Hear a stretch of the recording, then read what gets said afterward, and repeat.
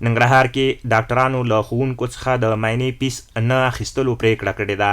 دغه ولایت کې د ډاکټرانو ټولنې رئیس ډاکټر عبدالواقف نیازی وایي د ننګرهار پوهنې ریاست سره یې هوکړه لاسلیک کړې چې له مخې به یې ښوونکي وړیا معاینه کوي.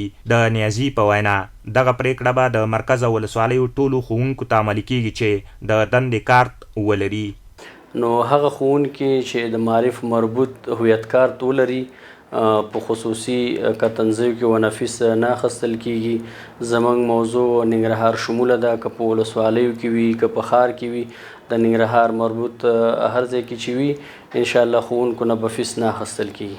هغه زیاته کړه راتلونکي پلان لري ولسوالیو ته خپل روغتیایي کمپونه وغځوي چې بېوزلې وګړي هم د ډاکټرانو له روغتیایي خدماتو برخمن شي.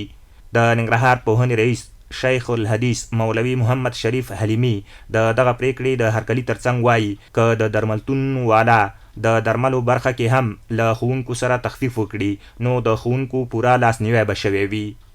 نو موږ ډېر قدردانای ځینې کو الحمدلله خدای دې موږ په جامعه کې نور هم داسې خلک پیدا کړو د ښه فکر خاوندان.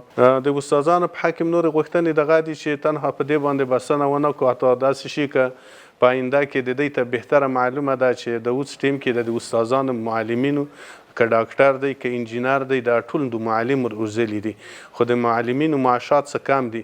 د موږ درخواسته ده د حتی چې د دوا په قیمت کې یو څو فیصد هغه تخفیف ورته وشي انشاءالله عزیز دا به هم د دې یوه صدقه جاریه وي. ښوونکي عبدالرزاق او وفي الله د ډاکټرانو د ټولنې دې پریکړې ته خوشحاله دي چې د معاینې فیس به ترې نه اخلي، خو د دولت او خصوصي سکتور غواړي له ښوونکو سره بېلابېلو برخو کې مرستې ترسره کړي. دغه کوم تړون چې د ډاکټر صاحبانو د ښوونکو سره کړی دی دغه کار موږ ستایو او موږ یې تقدیروو.